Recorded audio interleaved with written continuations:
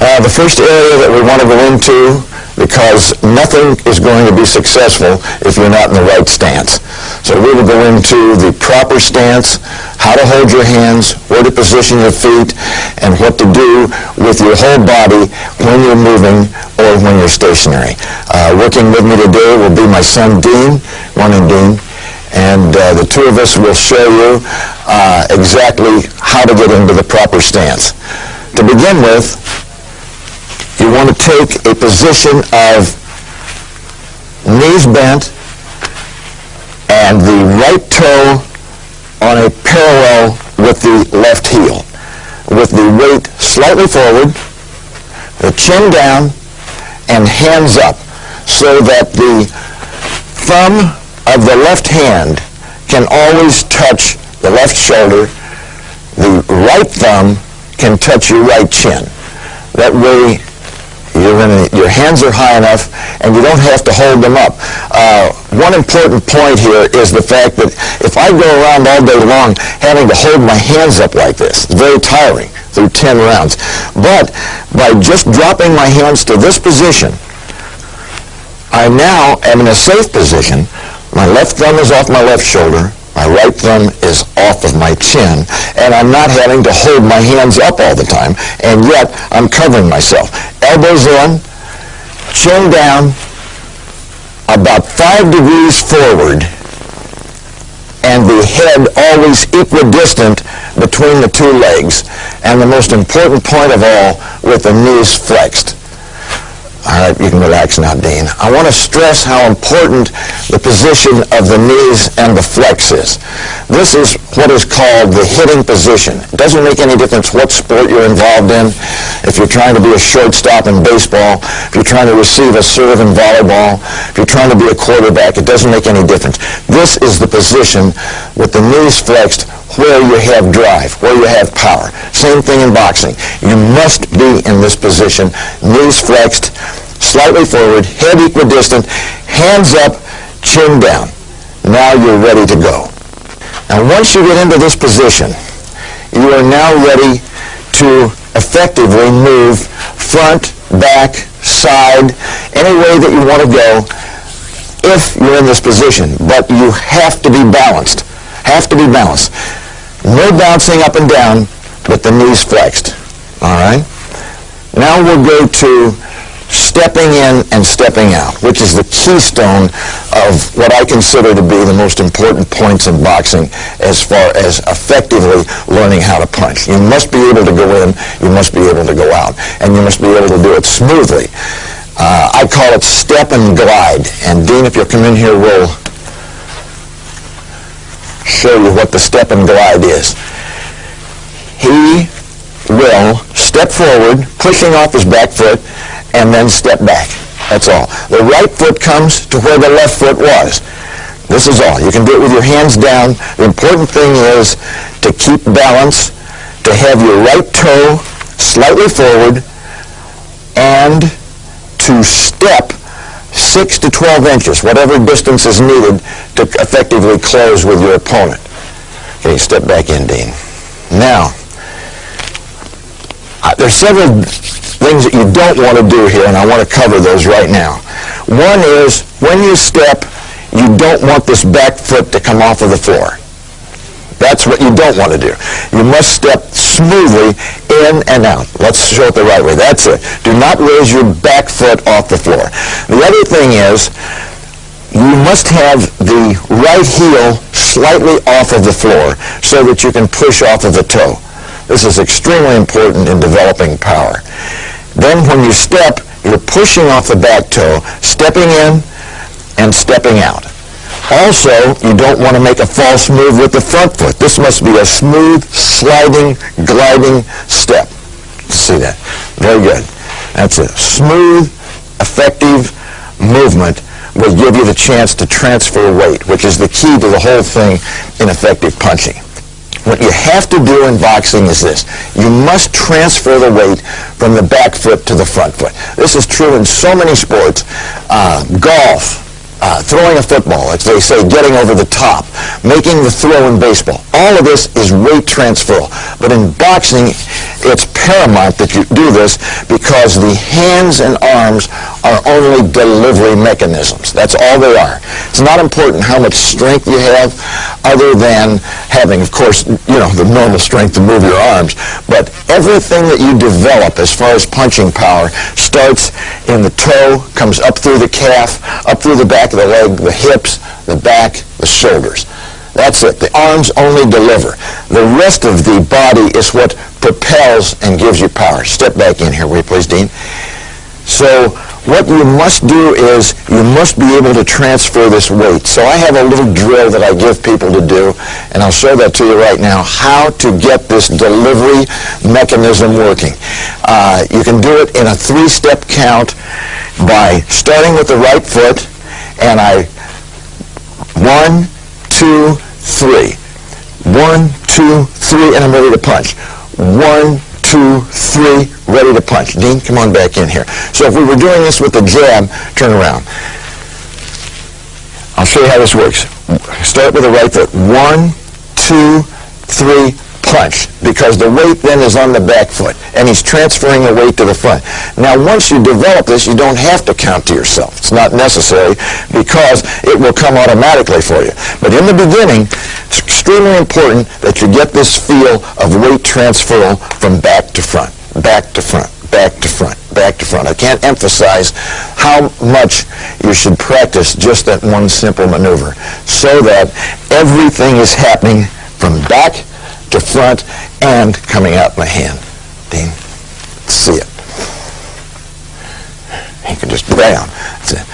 1, 2, 3, bam. 1, 2, 3, bam. That's a good example of getting the weight transferred from the back foot to the front foot. And once you learn to do that, and it's the same thing, Dean, step back in, please. Same thing, not just with the jab, but with the right hand or any punch that you throw, you must get this feeling of weight transfer. Extremely important. I want to go into the next phase of footwork, which is going forward and going backwards. Going forward, we've touched on, but I'll go over it again. In the proper stance, here I am in a square stance now. I haven't gotten into slant stance yet. Everything pretty much is square right now. This is what I mean by square.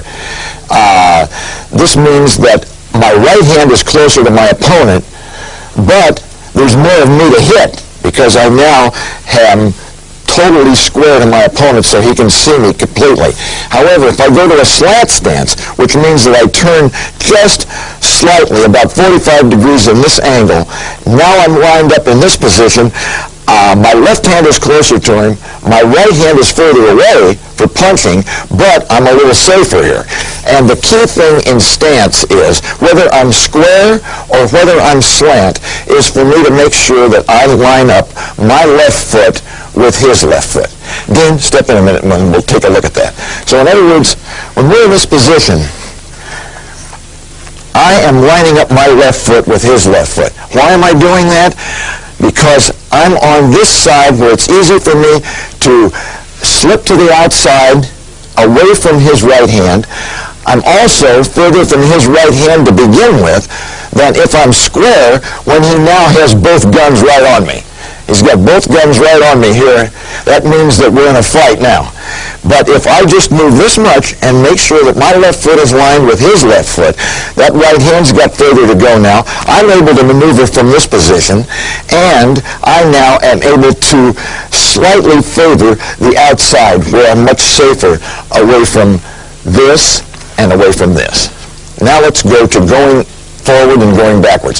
If I want to go forward, all I'm going to do is get in my stance, whether it's square or slant, and I'm going to step and glide, step and glide, step and glide forward, bringing my feet along with me. If there's one thing that I would like any of you who are watching this tape to get, it's the fact that you must bring your feet with you. It's the essence of being able to punch hard, to track an opponent, and also to get away from an opponent. Now, as I step back, I'm still in my stance, hands are up, chin down, and as my right foot touches, I glide back. Right and glide. I'm gliding back now with the left foot. Back, back. So if I were jabbing as I went back, as my right foot lands, I jab, I jab, I jab, I jab. Same thing going forward or backwards. Now, step back in, Dean. This, then, is lined up correctly. We're lined up correctly, and I want to go in and go out. Now, I want you to watch him go in and go out, straight back now. That's all he's going to do. He's going to go straight back, not to the side. He's going to step in and jab and go straight back, boom, and back, just like that. Now, if I want to go off at an angle, I'm facing my opponent, but I don't want to do the same thing. This is the essence of boxing as well. Don't fall into a pattern at any time, footwork-wise, hand-wise, anything. Something creative and different all the time. So I step in and I step out. I'm going straight in and straight out. Step in, step out. However, if I want to get away from his dangerous right hand, I step in and I step back at 45 degrees this way. Step in and back at 45 degrees this way. Now if I want to come back to the middle, step in and back here. If I want to go to the other side, step in, and with a very slight pivot with my left toe, I now go out this way, and I'm off at this angle. It's a little more dangerous because I'm on his right-hand side. But there's three ways I can go. I'm in the middle. Step in, step out. Step in, go off to the right. This is the safest because I'm away from his right hand.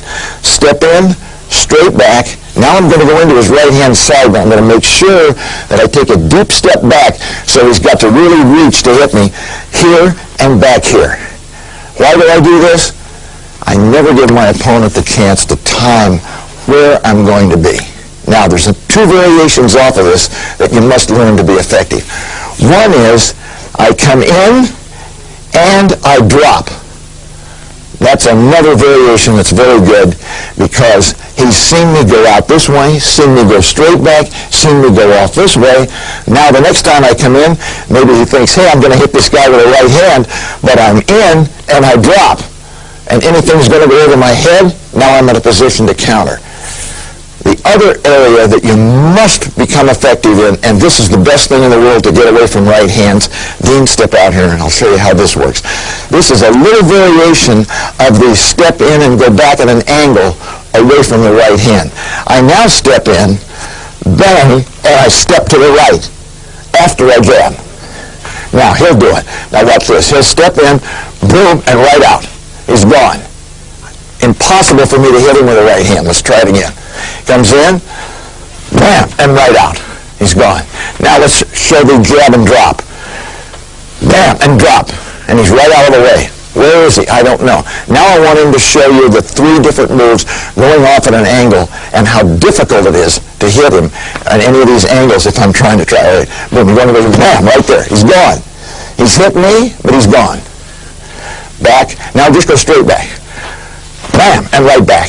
He's gone. Now go out that way. Bam, there. Okay, now come back in and drop. Boom, and drop. Okay, now come in and step out this way. Bam, and right out. Awfully difficult to time a counter punch on a fighter that's doing that effectively. The other area that I want to get into right now with this, step back in please, Dean.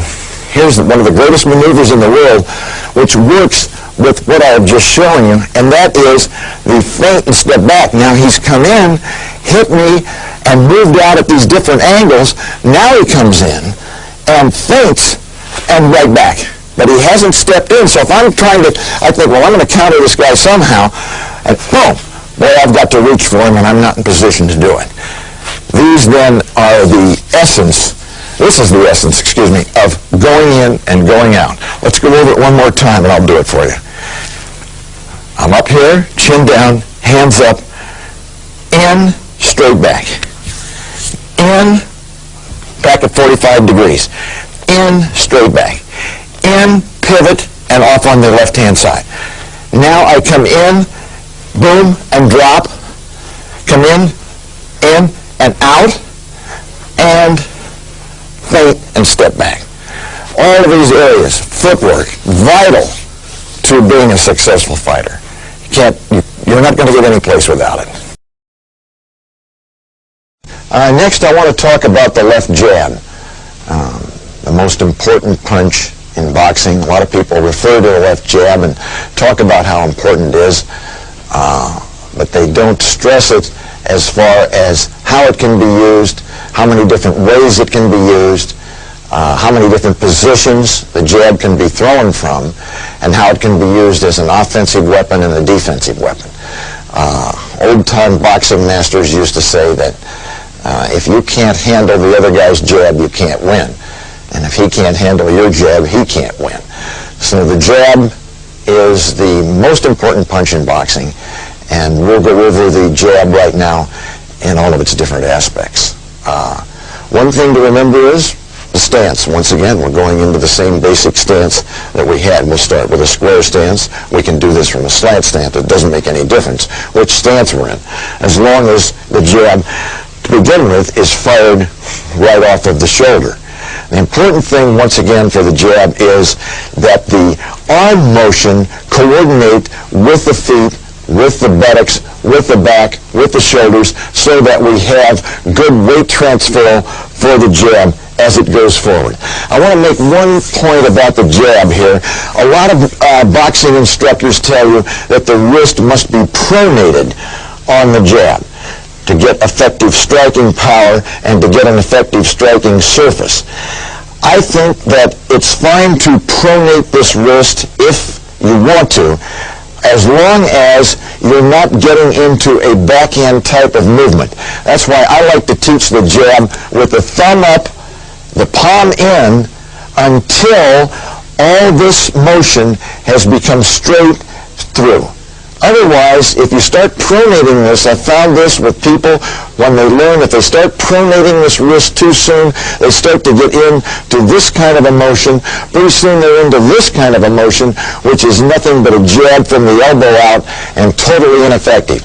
So, when you learn the jab, start off with the thumb up all the way through so that the bones of the forearm, the upper arm, extend right through to the shoulder and down, so that it will look like this if I were stepping straight in. Just like this. I'm jabbing and blocking. Hit, block, and get away. This is the essence of the jab. Hit, block, and get away. When the arm comes through, it covers my chin. This then protects me from an uppercut. I'm in position to block a hook if it comes, or I'm in a position to step back and I still have this arm between me and my opponent's right hand. Many people will say, you want to bring this back quickly. Of course you do, but not at the expense of following through and getting maximum power. That's essential. You must get maximum power, otherwise why jab at all? Now, we will also go into a jab that is not a power jab, which is the speed jab, which is used against a dangerous opponent early in a fight when you don't want to really declare yourself. You don't want to follow through all the way. What you want to do is tantalize your opponent and find out what he's going to do to counter your good jab. Now, the speed jab is thrown right from the same area. It goes out, but I'm not stepping in real hard with it. I'm only stepping maybe 2 inches at most in this manner and out. In this manner and out. I'm not really declaring myself and going all the way through. This is declaring myself and going all the way through. Bringing it back on a line to my shoulder, yes. Of course I want to bring it back here for safety. But never at the expense of getting it all the way through. So, the hard jab, power jab all the way through, the speed jab, out, but back quickly. Out and back quickly. I'm thinking more about getting in and getting out safely than I am just driving my jab through my opponent.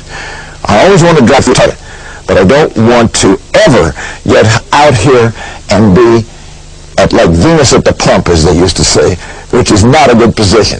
So, feet come along with me, bang, back. Hit, block, get away. Hit, block, get away. Hit, block, and get away. Now, when you're practicing the jab, do this. Pretend that your opponent is throwing different punches back at you. So, if I'm going to jab and block, I'm now blocking the jab.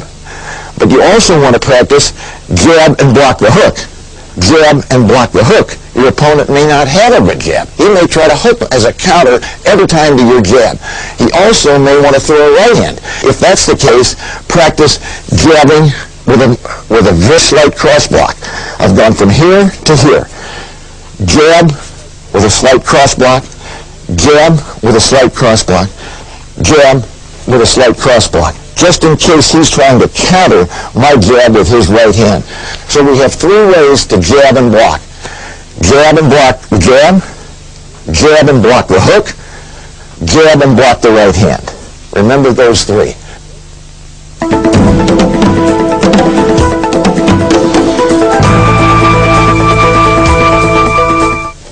Another area of a jab that I want to touch on is bringing the jab back.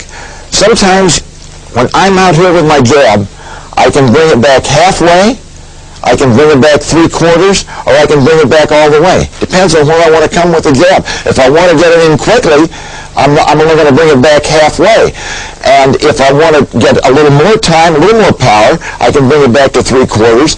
And if I want total power on it, I can bring it back even with my right hand. Now when I step, I've got all this area to go. Of course, it's going to take a little longer to get there, which brings up another good point. If you're faced with an opponent that has more reach than you do or a faster jab than you do, one of the first options that you should always look at for yourself is stick your left hand out a little further to begin with so it has less distance to go. You may be able to beat him to the punch.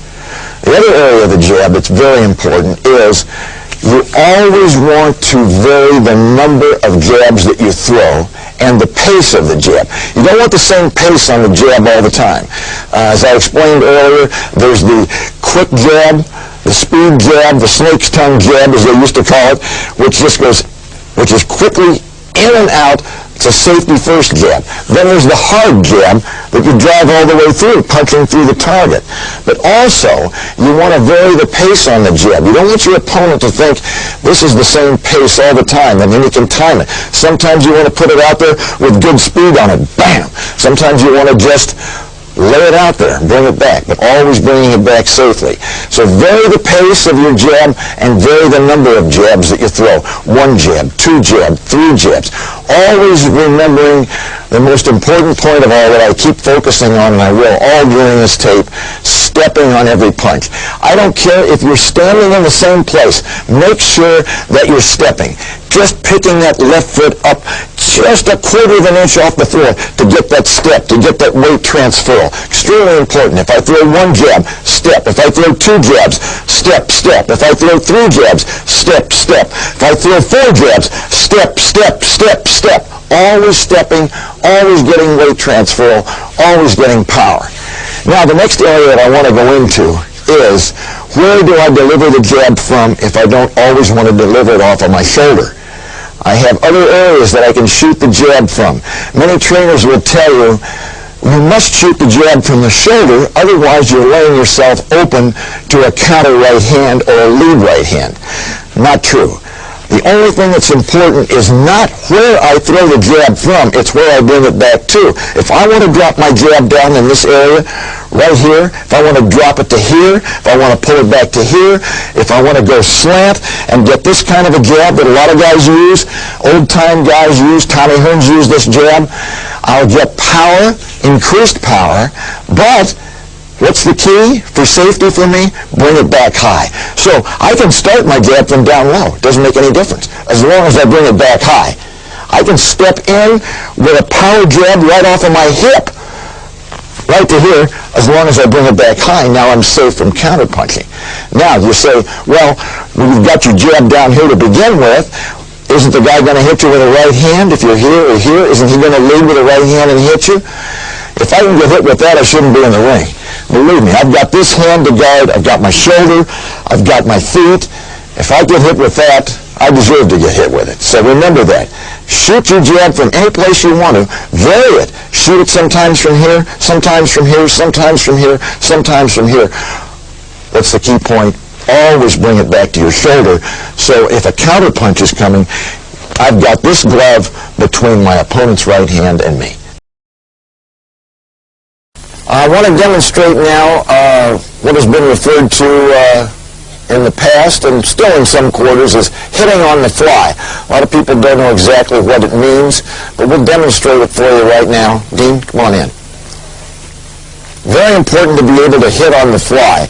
What it means is you're not going to set to hit. You're not even going to go in and go out. You're going to be moving your feet rapidly in one direction or the other while you jab. Very effective in circling an opponent against a real hard puncher. Sometimes it can drive him crazy because he's got to get set to hit, and it's very, very difficult to hit a moving opponent. That's why we teach going in and going out, so that you don't have your head in the same place you threw the punch from. But when hitting on the fly gives you even more of an advantage because you don't get quite the power that you do when you're stepping in and stepping out, but it's very difficult to time you, and it's a good point-scoring maneuver. And we'll show it to you right now. First of all, we'll have Dean circle to his left, hitting on the fly as he goes. Then we'll show you another move off of that. Usually it'll be done in the 2s and 3s, can be done low, can be done high, but we'll start off with just a high jab, hitting on the fly, and then going into a side step back and away from that. All right, here we go. Bam, bam, bam, and then right back and away. Very difficult to time anybody who's doing this. Okay, man. Bam, bam, bam. 3 fast jabs and then a side step back and away. Where did he go? Well, I don't know because I couldn't hit him. Let's try it again. All right. Bam, bam, bam, and back and away. Impossible to hit a guy like this. And you can do this anytime you want to. It's a great variation. Now, if you're going to go the other way, hitting on the fly, you will have to walk around your opponent. Dean, start over here, and just kind of walk around this way, hitting on the fly. Bam, bam. That's it. Back again. And walking to the right's a little more difficult because your natural weight, if you're a right-hander, means that it's carrying you to the left. When you have to walk to the right, it's a little more difficult, but still, you can put 2 or 3 together. Bam, bam, bam, and right out. All right, now this time, just walk around like this. Just bam, bam, bam. Just walk around punching. Yeah, bam, bam, bam. Good. I hope we got that. Here, let's start over here. Maybe we can see that a little better. I'll have him start right here, okay? Now just go right around. Bam, bam, bam. Good. Very difficult to time an opponent when he's hitting on the fly and moving. It's almost impossible. Now, step back in, Dean. I want to go into the feint low and jab high and the feint high and jab low. Going out, though, after the second, either feint or punch. We'll show it to you in sequence. First, I want him to feint low and jab high and go out. Here's the way it looks. Bam, and right out. The feint may cause me to imperceptibly tighten up, drop a little bit, I may get hit with a second punch. And even if I don't, he's gone and I can't hit him. And once again, a good scoring maneuver, as well as giving you an opportunity to see how your opponent is going to react to a feint in this manner. Okay, go ahead, same thing. Bam, and right out. Good. Try it again. Now here I am. I see the feint, bam, and he's right out. Excellent. Please make note of the fact that when he goes out, he's not going out high, he's going out with hands up, staying in a good defensive posture. Not going out, head back up, hands down, going back. I want you to watch this again. Watch him go out. Watch how he goes out. Bam! Right there, perfect. Now let's try the other way, all right? Now we're going to try with the feint. We're going to hit to the body. Feint high and jab low and go out. All right? Bam, bam. Good. Here, I'll give you a little target here to shoot at. Feint high, boom, bam, and out. Good. Going out low, hands up. Excellent. High, boom, bam, and out. Good. Try it again. Watch this. Boom, bam. Good. Good. Now, there's one area that I want to get into right now. It's a clever, clever move, and this you can use it anytime you want to if you're landing your jab. Come on in, Dean. Here's the sequence for this. I step in and I jab. Now I step in and I feint and go out. Now I feint and jab. It's a terrific sequence. Here's what it looks like. You're going to come in, jab and go out, Then he's going to come in, feint, and go out. Now he comes in with another feint, but there's going to be a jab right off of it. All right. Boom, and out. Now feint. Oh, no, I don't know what's going to happen. Now, another feint. Bam, and a jab. All right, let's do it again. That was good. Try and hit the target this time. All right. Bam, and out. Good. Now feint. Boom, and out. Now feint and jab. Boom, bam. Excellent. Any maneuver like that. And you can be creative with some of these things yourself. You know, there's no law that says that you have to do it just like I say. You can make little variations of this, providing that you stay with the basics, that you step on every punch, that you stay well covered up, that your hands are up, then you can do anything you want. Now I want to go into what I consider to be one of the best combinations in boxing. It works against everybody. It's worked for 100 years, and it'll work for another 100. That's the high, low, high jab combination, which will look like this. I'll come in high, then I go to the body, and then I go to the head. Very difficult to defend against, and an excellent punch and combination of punches which can open up a right hand later for you, and I'll show you how that works. Dean, first of all, we'll just go with the high, low, high. Let's go bam, bam, bam. Excellent. Now, the key coaching point on this is don't step with the third. I always say step on every punch. This is the one exception. You step on the first two, but not on the third one, for the simple reason that you may want to throw a right hand off of that. But I'll get to that in a minute. But let's just go over this again. Step in here, jab high, bam, bam, bam. Excellent. And out. Actually, just stay there. Just stay in there this time. Yeah. Bam, bam, bam. Excellent. Now, here's why you don't step on the third punch. He comes in, boom, now he goes low. Now he comes low, but now he brings us right back up. And if he catches anything there at all, you've got a right swing coming right behind it. And if you land, the fight's over. Here we go. Well, let's just do it very slowly. You come in, bang, boom, up, yeah, and then bam, right around. Excellent. Do it again. So let's do it a little slower this time so we can really get it, so you can really get a good look at it. You're going high, low, high, and then stay down and right around. Now you can also throw a right swing from there. It doesn't have to be a straight right hand. You can come around on that. So it'll be like this if I'm doing it. I'm going high, low, high, and then I'm coming around with a right swing, maybe catch him right on the chin. Just do it slow so we can see that, all right? Try it this time. Here it is. Boom, bang. Now you're going right there on a right swing. Bam, perfect. Try it one more time. High, boom, low, high, and a right swing. Perfect. Excellent punch. Excellent punch. A lot of things you can do off of that. Okay, I want to go over two more areas of the jab. One, the jab to the body, and two, a high jab to the face off of a parry and off of a rock back or pull away.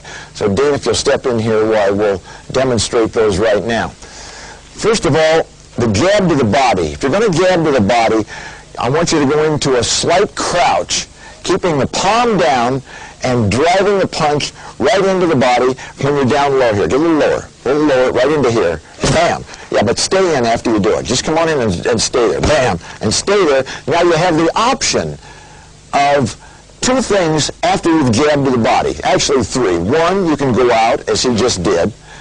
Two, you can come in here. He's bent over now. You can throw a left hook, a short, jolting left hook as you walk out to your right. Bam.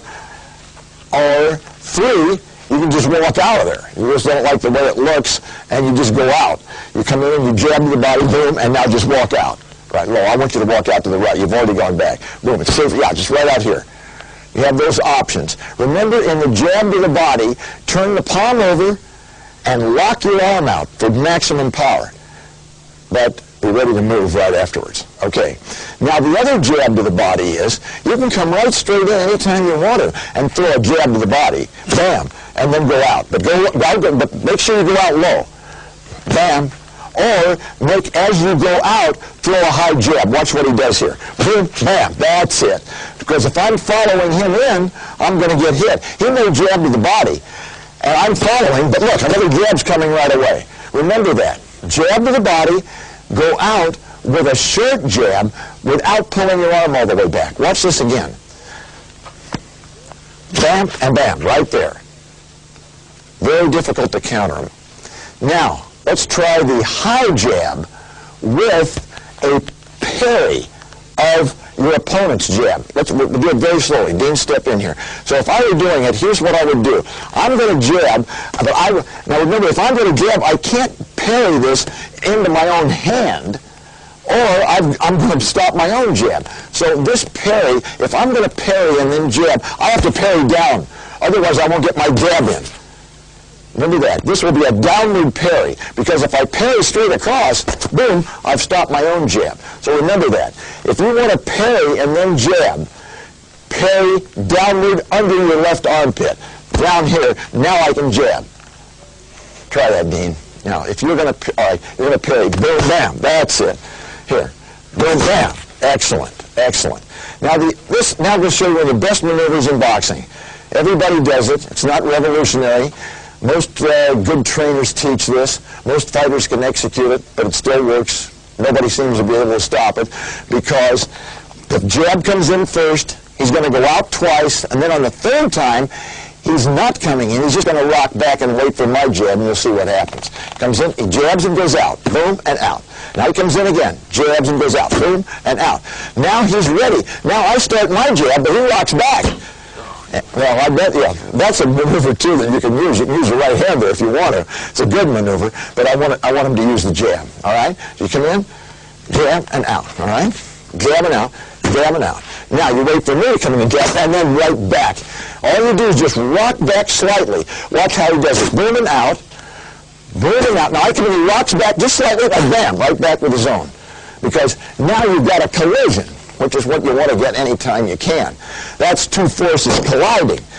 You don't want to hit somebody when they're going away all the time. That's why it's so important in boxing. I want to make this point right now.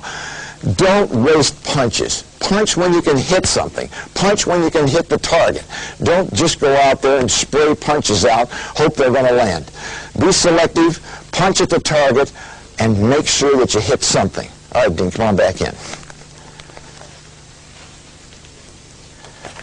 Now what I want to do is, and we touched on it, he touched on it ever so briefly there is, and that is that you have the option off of the two jabs and stepping back to throw a right hand counter, which could be very good too. I will do this again so that you can see it. He jabs and goes out. Always, by the way, just stop a second. Always set up some punch that you're getting ready to use with several jabs in and out. 2 jabs, 3 jabs, just going in and out. Don't come out and use the clever maneuver that you're going to use, whatever that is, whether it's a counter right hand, a counter jab. Don't come out and do that right away. Give your opponent a chance to fall into a little pattern of what you're doing. Then he will not be nearly as prepared for the surprise when it comes. Let's try it again. 2 jabs and then a right hand counter off of a slight rock back. Boom, and out. Bang, and out. Now he's ready. Now we're ready to do it because he thinks there's another jab coming. So I start in with my jab, boom, bam, and right away he's right there. Now we have a collision because I'm coming in. Let's try it again. Bam, and out. Bam, and out. Here I come. Bam. We just finished a segment on the left jab, and of course speed is paramount with the left jab. And many times people say to me, well, how do I increase the speed of my hands? How do I increase the speed of my left jab? Obviously, part of it is genetic, but a large part of it also is the proper drills and the proper techniques. Kind of interesting sidelight here. I talked with the late, great Sugar Ray Robinson, generally acknowledged as the greatest pound-for-pound fighter of all time. And he talked about balance, timing, and delivery. And Joe Ferry, a legendary fight trainer who taught me just about everything I know about boxing, who had been around from the turn of the century, talked about balance, timing, and marksmanship. So here was Joe Ferry from the early part of the century, one of the greatest teachers of boxing in the history of the sport, and Ray Robinson, probably the greatest fighter pound for pound that ever lived, echoing almost the same comments: balance, timing, delivery, or marksmanship. What do we mean by that? Well, we've already covered balance, how important it is to have good balance. That's the essence of athleticism. Timing, what is timing in boxing? Timing is making sure that you don't punch at air, that you're not punching at nothing, that you hit the target.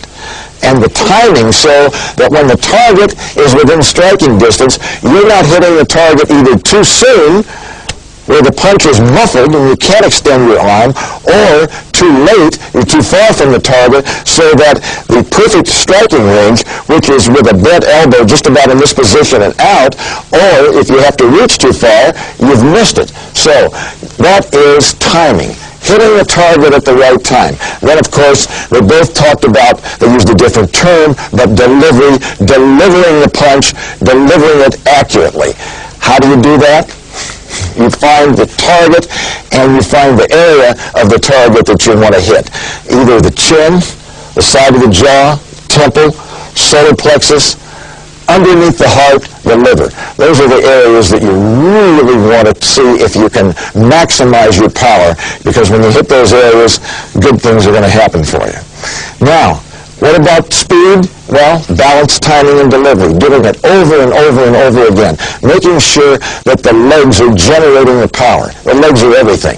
Like I always tell people, if you only have 15 minutes a day to work out in the gym, work on your legs. Most people think that boxing is a sport from the waist up. And in essence it is, because we're talking about hands delivering punches. Punching is boxing. But on the other hand, the legs generate everything. It's a leg sport, as most sports are. So anytime that you're going to work on something and you don't know what to work on your legs. Now, another point about hand speed. The Russian Olympic team around 25 years ago got into the area of using hand weights for their boxers to increase punching speed. They had some rather startling results as far as their own boxers were concerned, in that they found the hand speed that they generated through using very light hand weights was just incredible. How they did it, I will tell you. They took 1-pound weights, 2-pound weights, 3-pound weights, 4-pound weights. They used these weights in conjunction with various boxing maneuvers, the jab, the hook, the straight right hand, the uppercut, various defensive maneuvers, using, first of all, the maneuvers with just their hands, no weights, and they would do maybe 5 or 10 repetitions. Then they would use either the 1, 2, 3, 4-pound weights, increasing as they go along, and they would use the same maneuver using the weights. Then the third time, they'd go back to just using their hands. So it was a 3-step process without weights, with hand weights, without weights. Same number of repetitions, but in the middle group using hand weights. So you can try it out and see what happens. They had some great success with it. I've used it myself and found that it does help. But I still think that the most important thing is good timing, good reflexes, and good rhythm. Rhythm, one of the most underused terms in boxing, but it's everything. You must have rhythm. Rhythm to punch, rhythm to move. So keep those things in mind when you're trying to increase hand speed. Also, you can't throw too many jabs at the bag. Jab, jab, jab, jab, jab, and when you're throwing hundreds of jabs and you don't know what to do, then throw some more jabs. And we're going to show you some heavy bag drills to increase power and strength in your punching. We'll be going over body punching, both to the body and to the head, and also another drill where we'll be shuffling from side to side as we would do if we had somebody trapped on the ropes and we were trying to get the correct position to deliver both left hooks to the body, right hooks to the body, left hooks to the head, right hooks to the head, both individually and in combination. Dean's going to step in here. We'll start off with just stepping to the outside, stepping over here, and throwing a left hook to the body. Perfect. Step, drop. The key here is step, drop, and pivot. Step, drop, pivot. Perfect. Remember here, key coaching point, do not bend from the waist. Bend from the legs. You drop into this. You do not bend over. You won't get any power if you're bent over. The legs will be stiff and you'll have no power. Step, drop, pivot. Perfect. Try it again. Step, drop, pivot. Okay? Now, step, drop, pivot, and we'll go into a 1-2 left hook low and left hook high. Let me go over one coaching point here that's very important. And that is when we throw a left hook to the body and we're going to double up with a left hook to the head, very important that we step, drop, pivot, then we drop the left hand just slightly and bring it right up with another pivot. We do not go here and then way out here and back. So it's going to be step, drop, pivot, pivot. Got it? Very important that you don't take that left hand too far out. Left hand comes right off of your hip. Step, drop, pivot, bang. Good. Step, drop, and pivot. Bang, bang, bang. Good. Drop that left hand a little bit more and make a little bit of a circular motion there rather than take it out. Here's the look that we want to get on this.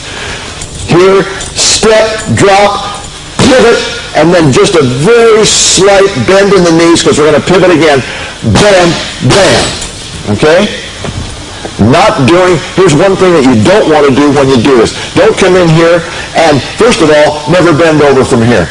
Always drop from the knees. Very important. Never bend, drop. And when you throw the left hook to the body, do not get wide. It comes right off the hip. Bang, it's done with the pivot. Bang, and then you do not take it back out. No. Here, and then just a little circular motion, a drop, and right back up. Bang. Okay.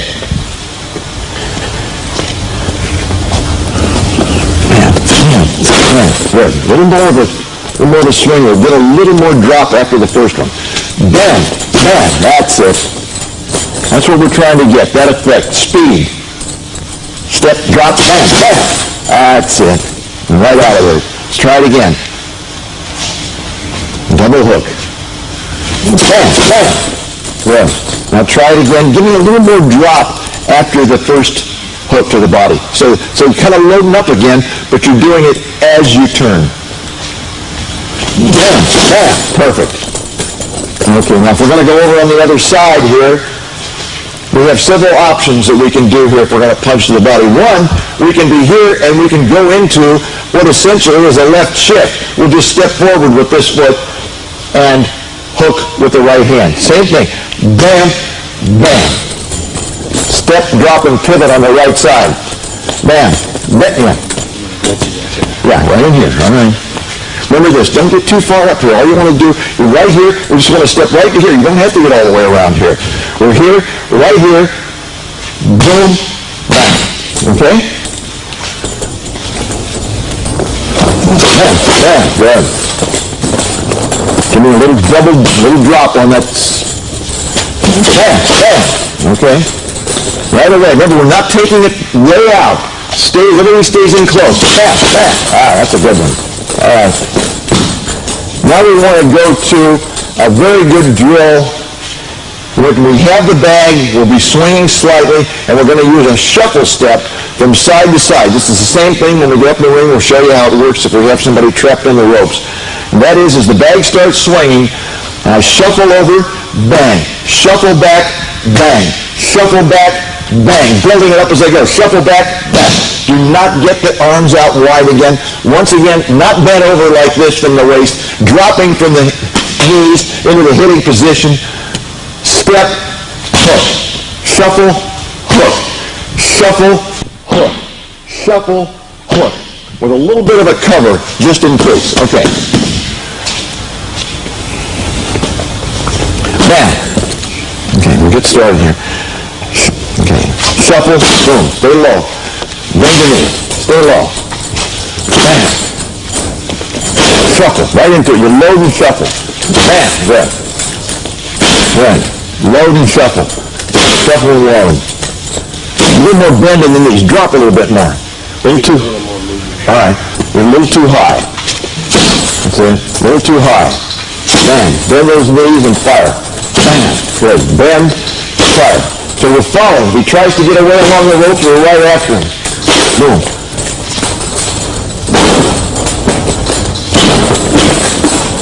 Okay. Now, here's the other thing that we want to take a look at. That is this. We start here.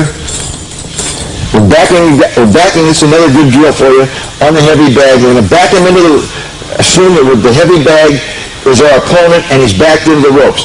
So we'll go jab, jab, shuffle, punch, punch, punch. We can go either side on that. So we got him going back, jab, jab, shuffle, punch, punch, punch. Any combination that you want. The point that we want to make here is we want to get an angle so that we have good hitting. So in other words, if he's backed me against the ropes here, we'll show you this up in the ring. Now, we don't want him hitting elbows here. We want him stepping outside right away. Right out here, bam, get that angle. Same thing on the other side. Comes in, boom, right in here, bam, bam, bam. Do not stay right in front of your opponent because here's what's going to happen if you do it. All that's going to happen is I'm here, he's here, I stay in here. Not only have I got stuff coming back at me, but I'm going to be hitting elbows and hands and everything else. Get the angle, get off here, bam, bam, bam. Then you've got a chance to win. All right. Bam, bam, bam, good. Right. Never straight in. Get him backed up. As soon as you got him trapped, boom, off to the right away and let him go. Bam, bam. Good. Other side. Good. Now give me a different combination. Good. You can double up too if you want to. You can go 1, 2, and then bring the other hand around if you want. Bam, bam, bam. That's it. Now let's try left hook, right to the body, right hook. Bam, bam, bam. Good. Real good. Try it again. Bam, bam. Good. So you can kind of be creative here with what kind of a combination you want to use. The important thing is getting the position so that you've freed part of his body to punch with, so that you've got room to punch. If I stand right in here, once again, then I've got to come right up the middle. It's the only chance I have. Once I step out here, I've got a lot of angles to go. And I can go body, body, head, head, head, body, whatever I want to do. You can be creative with whatever works for you, and you can be on either side. Either side. And the next punch that we want to get into is the straight right-hand punch. Once again, one of the most important punches in boxing. I've always felt that you need 5 things to win in boxing. You need outstanding defense, a good, solid, straight right hand so that your opponent won't run up your chest all night, a good left jab that you can use offensively and defensively, good footwork to keep you in position to do all of the things that you want to do, and last but not least, whipcord conditioning. That's a must. You can't do anything if you're not in condition. A fighter that's in condition will beat the best fighter in the world who's out of condition. Always remember that. Now we'll get into the straight right hand, one of the most important punches in boxing, and a punch that can be used as a finisher if it's delivered correctly. Dean, you want to step out here? We'll demonstrate how the right hand works, what the position is. Once again, with the right hand, as with the left jab, we'll start out with a weight transfer theory from the back foot to the front foot, and stepping as you throw the punch. There'll be a slight step just to the outside with your left foot as you step in. So if I'm facing the camera, it would look like this. I will step in just this much. Not only do I get power from stepping, but I'm also removing myself from the line of fire ever so slightly that my opponent sees. So I'm right in here. Right in here. This is where it goes. I step, step, step and punch, step and punch, step and punch. Now, before I deliver the punch, there'll be a slight dip in the back leg to add added power. Same principle as throwing a shot put or any other implement that you want to propel with extra power. Push, push, the slight dip. So I'm going to dip and come up. Dip and come up. Dip and come up. Always remembering that the right hand extends completely out. I'm pushing it all the way through the target, and at the finish of the right hand, once again, I have coverage. My chin is covered. Bang. Bang. Chin is covered, so I have some safety, because when I reach this point, I'm vulnerable. I'm not in my boxing stance. So what do I do when I get to that point? I've stepped, I've thrown the right hand, and I've pivoted. Always remember, pivoting is vital, stepping is vital. Either one will give you power. If you're good enough to do both of them, now you've got increased power. That's about all the power you'd ever need. If I can step and pivot, I've got great power. What do I do after I get here? Well, I've got to follow with a jab, I've got to follow with a hook, I've got to follow with some punch to get me back into my safe boxing position. However, if I come out here with the right hand and I am not able, for whatever reason, to throw a left hand to get me back in position, I've got to defend myself somehow. The next move is, this is the last resort, I drop. That will get me out of the line of fire. But ideally, I'm going to right hand, left hook, or right hand, left jab. Now I'm back in position. Let's see that with Dean. Remember this. There'll be a slight dip before he throws the punch. A slight dip, and then he will finish high, and the right hand will come up and all the way through. There'll be a step with the left foot and a pivot with the right foot for added power. Now, if you don't step with the left foot and you pivot, you're still going to get good power. If you don't pivot and you step, you're going to get power. If you do both, without. Okay, here we go. Bam! Perfect. Now, the only thing you did wrong there, now, that's a pretty good right hand, but he cut it off just a little bit, if you'll notice. The elbow was not extended. On any hard jab or hard straight right hand, we must extend through the target. The elbow has to lock out. Hopefully he'll do it right this time. All right. Bam. That's the idea. All right. Now let's see the step and the pivot. Bam. That's it. Now we had okay, very good.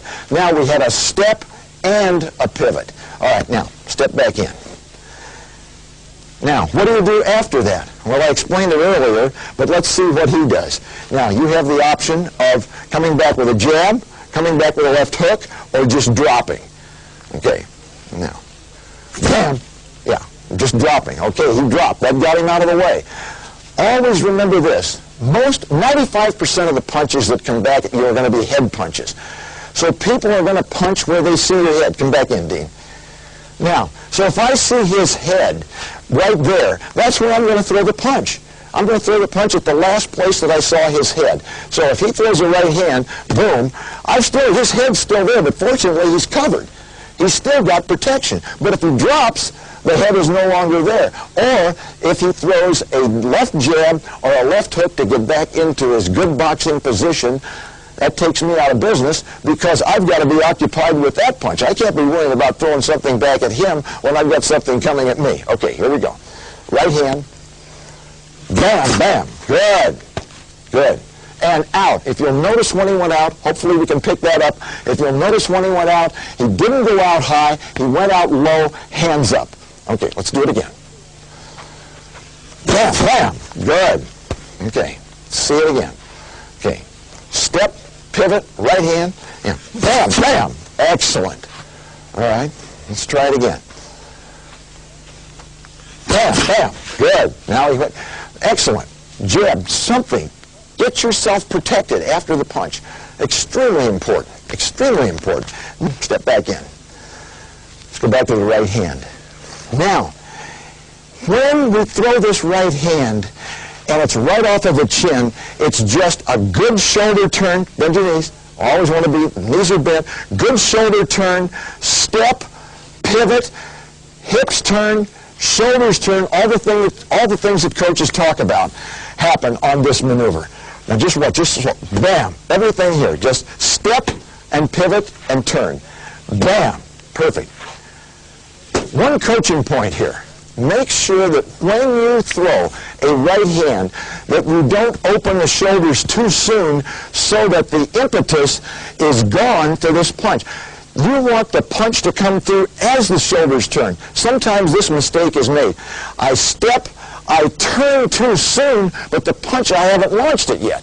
So my shoulders have gone through, and I've got this kind of a thing, and I've lost the body behind it. So concentrate when you throw the right hand, right off of here, step, and make sure that this all turns together, that this hand doesn't lag and the shoulders turn too much and the hand doesn't come through. Make this one. Don't even throw a punch. Practice just making this turn so that the shoulders and arms come through. Boom. Rather than here, not here. Plus I'm laying myself open here too if I miss. Just turn and fire. Turn and fire. And locking out, always. This is between me and them. All right, now we're going to demonstrate the old-fashioned 1-2 punch. Everybody got to do it again here just to show you what it looks like. The 1-2, the way I teach it, is a jab right hand thrown off of one step. I want to separate this now from what we just showed you about the shuffle step after a jab. We'll go back to that in a minute when we demonstrate 2 jabs and a straight right hand. But right now, we want to talk about in the old-fashioned 1-2 punch, which is thrown right from the chin after a jab, and it's thrown on one step. One step only. Jab, right hand. Dean, come on in. Here's how this looks. Let's just do it slowly. Just do it slow. Just bam, bam. Perfect. Yeah. Bam, bam. That's it. Now, what he did was perfect. This is a point that I really want to make about the 1-2. When you're practicing it, wherever you practice it, you practice it on a double-end bag, you practice it with your training partner, with the mitts, with your coach, on the heavy bag, wherever it is, in front of the mirror, I don't care where it is, you want to get the feeling of this type of sound and this type of motion on the 1-2. It's got to be it's not two together real quickly. It's not, that won't do it. Or it's not, that's too slow. It's got to be like that. Why is that? Because we don't want all the power on the jab. We're saving the power for the big punch, which is the right hand. So we're only going to have maybe 65% of our power on that jab, and it happens with this kind of a feel. Bang, bang. Not bang, bang, and not a very slow bang, bang. But a good rhythmic, that's the 1-2. That's what we want. All right, Dean, come on in. Very important that you understand it. Another good coaching point here on the 1-2, if you feel that you're too slow with it, sometimes it's good to use numbers and count to yourself. Just go 1-2, 1-2. You can try that. It's pretty good. I've used it myself. I've used it with fighters, and they've had some success with it and feel that it helps them a little bit. Just counting to yourself. But here's the 1-2 off of one step. Perfect. Perfect. If you'll notice, the jab is good, it's solid, but it's only about a 65% jab. The big punch is the right hand that comes right behind it. Let's try it again. And off of one step only here, and you're holding your weight back a little bit. You're not declaring all of your weight forward. I want to make that point on the jab so that you're not going one and you're out here. No, it's one, and my weight is still back a little bit on this back foot so that I've got some power in the right hand. Let's try it again. Good. Remember, come all the way through. You're still cutting the right hand off a little bit. That's it. That's it. One more time. That's the idea. Okay, now let's go to 2 jabs and a straight right hand. A good combination. You're able to drive your opponent back across the ring. You're in a position now where you've taken control. You've got him moving backwards. 2 jabs and a straight right hand, and you'll follow that with either a left jab or a left hook. That's optional. But the point is you're building up speed on every step so that the second jab, the step on the second jab is a little faster than the step on the first. And by the time you get to the right hand on the third step or shuffle step, you've gained pretty much speed.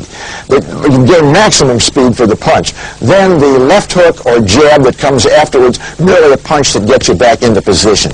So we'll do it kind of at about half speed, Dean, so that we can get the idea of how this builds up. You'll start off with 2 jabs. We won't show the left hook or the left jab follow in the first combo. I just want to get the speed buildup of the first 3 punches. Bam, bam, bam. That's the idea. Building up speed. Bam, bam, bam. Good. Excellent. You notice he built up speed as he stepped in. We don't want to lose speed here. We don't want the first step on the jab to be faster than the step on the right hand. Try it again. Excellent. Lock that right hand out. Give me a little more lockout on the right hand. That's the idea. Now, when you finish that right hand, once again, we want to get back into our good boxing position. We want to get back in where we're safe. Where are we always safe? Hands up, chin down, in this position. This is the position we want to be in. His jab or his hook after the right hand will get him back into that position. Let's just keep the steps and everything a little shorter in here. Bam, bam, bam, bam. Excellent. Okay, let's try it again. 2 jabs, straight right hand, either jab or left hook. Bam, bam, bam, bam. Excellent. Going out low once again. He's back in good boxing position. Let's try it with a jab on the 4th one. All right? Bam, bam, bam, bam. Excellent. Okay? Try it again. One more time. Watch the feet. He's building up speed. Coaching point here, building up speed and bringing your feet along with you. He's not way out here. Head is equidistant between the legs. Balance is good. Knees are flexed. Everything's ready to strike. Okay. Bam, bam, bam, bam. Good. All right. Next punch I want to show is 2 jabs and an overhand right. Overhand right. Very good punch. Not the best punch in the world for a tall man to use. Can be used effectively. It's a much better punch for a shorter fighter who has trouble reaching his opponent's chin. Not so good for a tall guy because he now has to crouch down, and if he's in against a shorter guy, it's putting him in a position to get hit himself. Much better for a short man, but we'll demonstrate it here. 2 jabs, and then he will drop. We'll do this very slowly so that you can see it. Jab, jab, drop, bam. Overhand right. Come over the top a little bit more. One good play here is as I jab, jab. Now when I drop, I should do some kind of a cover here or here. The old A. I can wrap my left arm around my chin, but I want to have some coverage here as I drop in there so that I don't get hit with a counter punch or maybe an elbow or something that I don't need to get hit with. Okay, let's try it again. Bam, bam. That's it. And now over the top. Bam, right over the top. Excellent. Try it again. He's covered, he's dropping, and he's throwing the overhand right. Once again, a very good punch for a slugging type, shorter opponent against a taller man who is vulnerable to this type of a punch. Not so good, once again, for a tall, rangy fighter. No need for him to be dropping down, throwing overhand rights. He can stay with his good jab, stay at long range, box at long range with his jab and right hand. For a shorter man, excellent punch. Something every short fighter who does not have long arms should have in his repertoire. It's a must. Let's try it again, Dean. Good cover now. Just nice and relaxed. Bam, bam, drop, bam, and over, bam. Excellent. I want to talk a little bit about the left hook now.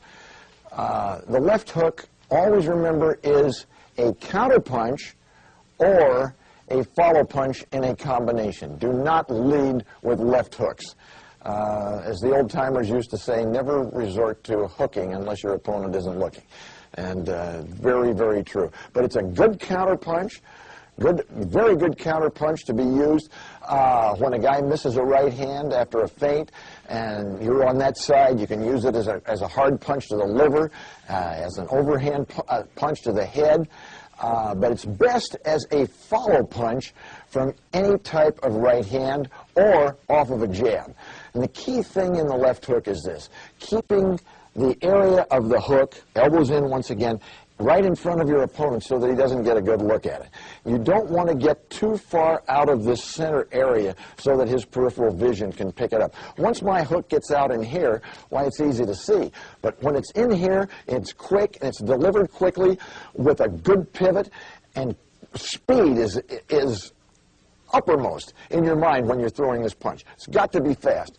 And key coaching point in the hook, when you're hooking high, the elbow must be up.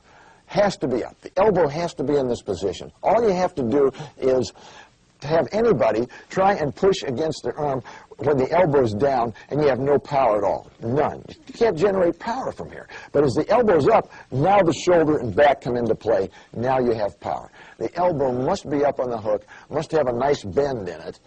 And when you're hooking to the body, of course, it's a little different in that the elbow will be down now, but there's still a nice bend in the elbow. But we'll get to that in body punching.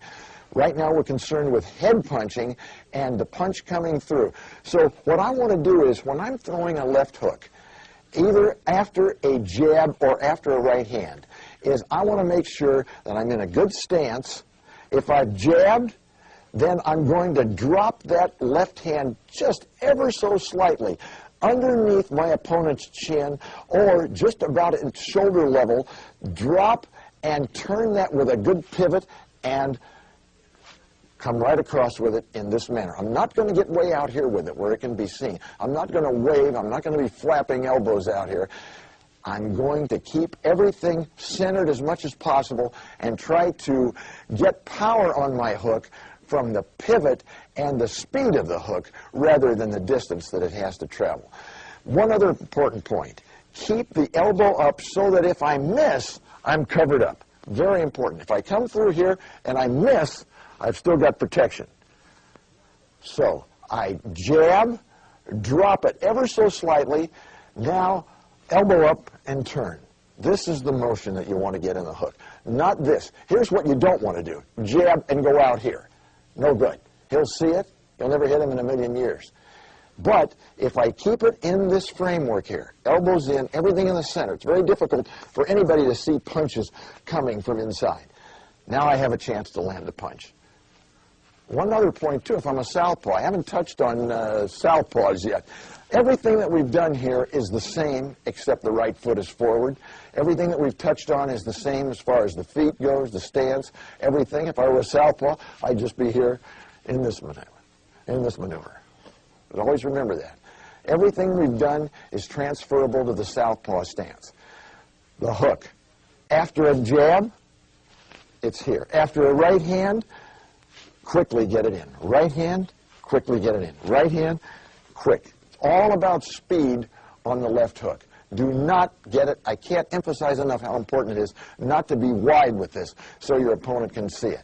Believe me, we'll show you how, with a pivot and with generating speed and the slight drop, we can get enough power, and we're also able to reach an opponent when he's backing away from us if necessary. Why? Because we'll be stepping in. Okay, what we're going to demonstrate here is the jab and hook, then a feint jab and a hook, and then a hook coming after a right hand, and then we'll also show how you can hook when you have to follow an opponent, how the footwork will work on that. But first of all, we'll go to the hook off of a left jab. Keeping in mind the coaching points that I mentioned, the elbows are in, the left jab will drop just underneath the chin, and the power will be generated by the pivot and the speed of the punch. Okay. Excellent. All right, let's try it again.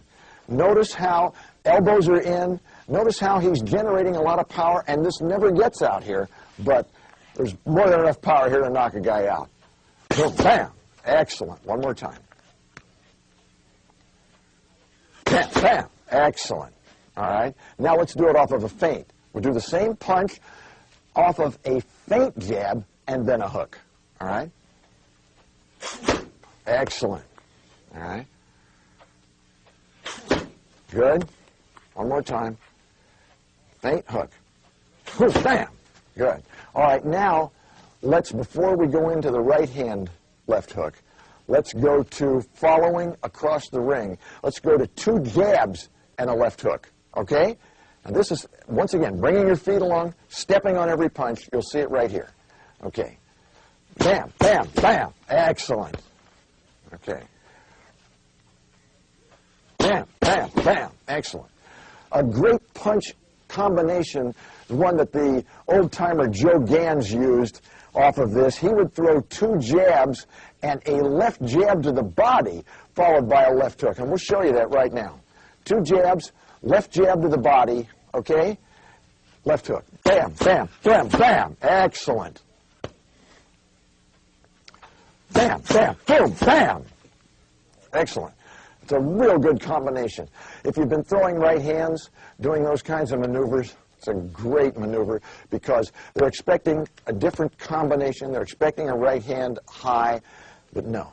They're getting a jab and a left hook, all of combination, and very difficult to stop. Very difficult. Okay. Now we're going to throw a right hand left hook, right? Okay.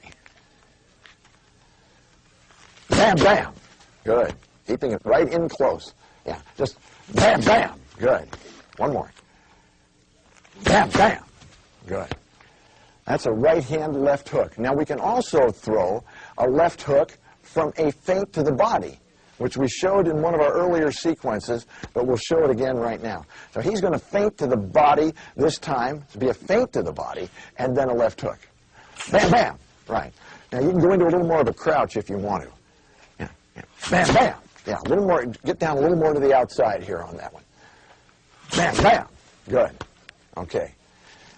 Keep in mind that when we're talking about the left hook, we never lead with the left hook. Never lead with it.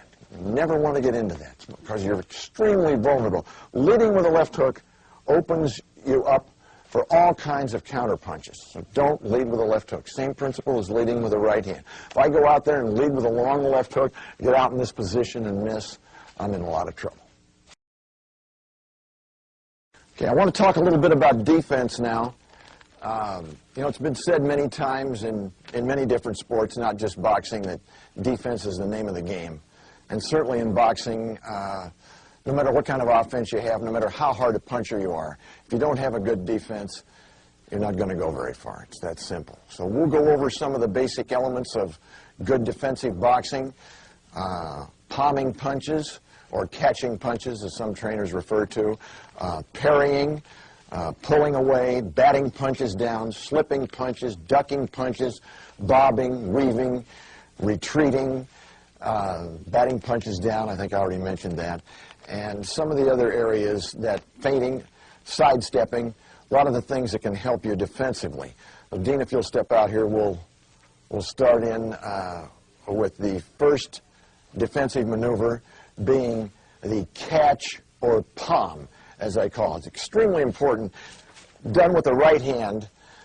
By the way, in boxing, it's always important for the right hand to be relaxed. I like both hands to be relaxed until just before impact. The left hand can be, the left fist can be a little tighter. You always want to stay relaxed and keep the right hand loose, free, and easy, because that's your last line of defense. That's the only thing between you and your chin many, many times. Also, in defending yourself, elbows in, of course that's axiomatic in boxing, and keeping the hands fairly close to the face so that you're not reaching out to try and block or deflect punches. Because if I reach out here in any manner to block or deflect or parry a punch and I miss, I'm laying myself open to an immediate counter punch off of that from my opponent, and he can turn any punch, no matter how inconsequential it may seem, into a scoring blow if I'm out here and I miss. So we'll start off with the palm or catch, as it's referred to, and we'll do it off of a jab and block, and then we'll do it just merely catching or palming the punch. First of all, we'll just jab and block. Jab and block. So you can see the position of the right hand right in front of the chin, not way out here, but right here, nice and relaxed, where his is, and we'll just jab and catch or jab. There. There.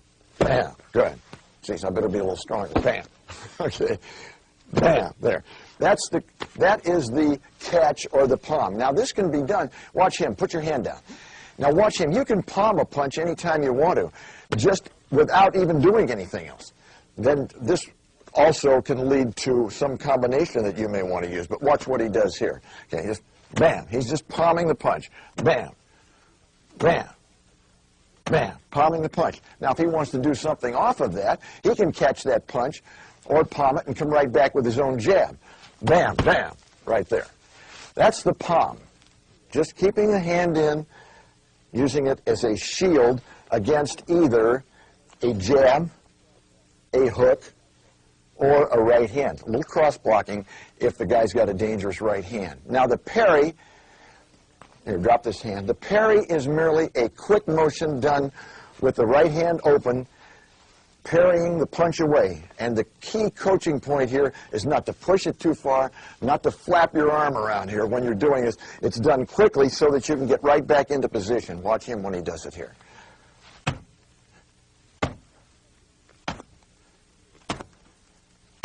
Excellent. Just a quick maneuver, quick maneuver. The pull away, very important. All you do in the pull away is you're just going to step back. Many trainers say never step back, always go in. All the great fighters have been able to step back, you just have to know when to do it. You must know how to retreat, you must know how to pull away from punches, not just to counter, but to keep from getting hit. So he will step back here and pull away ever so slightly. Now, he's still in position. You don't want to pull away a long way. So if I'm going to pull away from his jab, I'm only going to pull away this far. Okay, that's just that far. Here, again, just that far. That's all I need to do to get away. So we'll do it again, the pull away. Yeah, don't block it. Just pull away. That's it. Excellent. Now, the bat down. This is an excellent maneuver. Hands are held a little higher and open so that I can bat down punches. I can either bat down a jab or I can bat down straight punches as an opponent comes in. Now, to begin with, we'll just have him bat down the jab. Bat down the jab. And then you can counter off of this as well. That's it. Batting down. Bam. Bam. Now, he can counter with a right hand off of that. He can come back with a left hand, whatever he wants to do. That's the bat down. Now, let's step over this way a little more. Now, this is really important. Against an opponent that likes to rush in throwing straight punches, you can back up keeping both hands open and high, and in close, elbows in, and you're just batting down punches as you go back. There's an old Jack Johnson maneuver. Bam, bam, bam, bam. All right, step back. I hope we can see that. Bam, bam, bam, bam. Keeping the hands going quickly, not going too far down with them. Bam, bam, bam, right there. Good. All right, now, next maneuver, blocking. Blocking, very important to be able to block. Hands in once again. His hands are in. Anything that comes around here like a hook, he will block and take it out, or as I call, salute it, so that the hands just go out. So if I'm trying to hit him with a left hook, bam, he just salutes it right there. Bam, salute. Bam. If I'm trying to hit him with a right hand, same thing, bam, right out. And he's in good position. If you'll notice, he's not knocked off balance, not falling off balance. That's why you got to be strong enough. Strength is important here to maintain your balance so that you can hook or counter off of this. Bam, he's right there, ready to punch. Bam, whoa! Sorry. Yeah, okay. Now let's try it the other side. All right. Bam, bam. Bam. Excellent. Now, if you get into a lot of trouble here, here's the maneuver that you can go to. And this is an old-time maneuver. A lot of trainers still teach it. I think it's excellent. You're just going up, hands up, elbows up, high, bam, up here, bam, up here, bam, up here, bam, up here. Very common maneuver, taught by many instructors. Still works, still excellent. Just elbow up, bam, bam, bam, bam, bam. Very, very good. If things really get tough and you're backed into a corner now and everything else goes wrong, hopefully you'll be able to sidestep and get to the outside. But if you can't, you've got to go to one of two maneuvers if you're trapped on the ropes. Hopefully you'll have enough speed and skill to sidestep, retreat, and get away, which we'll show you how to do in a minute. But if you get trapped on the ropes and you have no place else to go, now you've got to go to either this, which I'm not real crazy about, but it's better than nothing because a hard puncher will sail right through that. And if he's really good and knows what he's doing, he's going to step off either side, which I will get to later when we discuss body punching. And you're still wide open. I don't like it, but if you have to do it, you have to do it. I like the old Archie Moore crab much better. Getting into here, try it, Dean, right into here. Now you can dive out of the corner, hit him right in the chest, go out on either side, or you can just dive right in and hit him right in the chest, bam, and go out. And you've covered up enough. It's not pretty. It's not a real good counter-punching area because unless you can get in here with a left hook, but it's effective. Now, let's go to the side step. Most important step in boxing to keep from being trapped on the ropes, to get you out of problems. You're backing away, and you just sidestep, a quick sidestep. I want you to watch the footwork here. It's very important. Do it slower, Dean. I'm coming in, yeah, nice and slow. That's it. I'm coming in, nice and easy, bam, and over. Now, there's 3 or 4 different ways to sidestep. Now, I'll demonstrate some of those right now. If I'm in here like this, and I'm retreating, I can back up, bring my feet together, and step out. Now, if I want to go right away, I can just use the old Joe Walcott move, just pivot and step out here, eyeing my opponent, looking to maybe throw a right-hand lead. Joe Walcott hit a lot of people with that maneuver. He was in this position. You'd start, sometimes he would do it off of a feint, pivot, step, fire. Watch the feet here. Feint, pivot, step. Once again, remember, I'm bringing the feet along. I'm never out here. Always bringing the back foot along. Pivot, step, be ready to fire. Now, I also have another option off of this. I can just bring this foot back and then start circling. Bring this foot back and start circling. Once again, when I feel a lot of room between me and the opposite ropes, I'm looking back there. I've got to get ready to move unless I'm going to counter. Then we also have what Dean just did, where I step back to get additional ground and to make a further retreat, getting deeper, bring the foot back, and now I circle. All these maneuvers, defensive maneuvers to get you out of trouble. I want to go over 4 more defensive maneuvers: rolling, slipping, ducking. We'll combine that with a weave, and crouching. So come on out, Dean, and we'll take a look at the roll or turn away, which is a good maneuver. Usually this is a better maneuver to use if you feel like you want to counter off of it. There's a couple of maneuvers off of it, which I will show you. One is just the roll away, where you're just hiding in behind your shoulder. The right hand is up. This is down to protect right here under the heart, protect your side, kidneys, and it's just a turn. So as the punch comes, he will just turn. Boom. You just turn, the punch will sail over his shoulder, over his head, and it puts him in a position to counter. As this goes boom over, he can now come back with a right hand. Here, come back with a right hand. Boom. And he comes back with a right hand. You can also throw a left hook on this if you're real experienced and have a lot of guts. It's a tough maneuver, but as this punch comes, he'll keep this out here a little bit. He will turn now, but he'll hook with this punch as this comes in. Bam. So the punch comes in, bam, and he turns and hooks with it. I don't recommend that unless you've had a lot of experience, had a lot of time to practice. The roll or turn away itself, though, is not a bad maneuver if you stay tucked in here behind your chin. I mean, with your chin tucked in behind your shoulder, the right hand up, and you just turn away like this. Keep a little look out here. The punch flies over your shoulder, and you're in a position to counter. Now we'll go into slipping. Slipping can be done 2 ways. Slipping can be done inside of a jab, which is very dangerous unless I don't recommend this. Let me put it that way. I recommend slipping to the outside, and I'll tell you why in a minute. In other words, when we're in here like this, as he slips to the inside, okay? But he's right in the way of a right hand, so if you're going to slip to the inside, and this is what Archie Moore used to do. He would slip to the inside, but he would pin your right hand up with his right hand. Now watch this. So as he slips in here, he pins that right there, and now he goes for the opening wherever it is. Left of the body or a left over the top. Either way. Very, very dangerous maneuver, though, slipping to the inside. Slipping to the outside, much safer, gives you a lot more opportunity to use combination punching. Slip to the outside merely means that he's slipping away from the jab. Here, outside, now he's in a position for a left, right, left combination. You're in position for many different combinations, and you're away from the right hand. Because when he goes, he's out here. My left has gone over his left shoulder. Now he's in a position to counter. Bang, bang, bang. You can use any number of combinations off of that. Let's try it again. So if we're standing up here, and he's going to slip to the outside, bam, Right there. He's in business. Slipping to the inside, as I said, very dangerous, can be done, but I recommend if you do it, try this again, Dean, I recommend if you do it that you pin the other guy's right hand with your right hand. Still you have a left hand free, and it's much safer. So if we go here, he's on the inside there.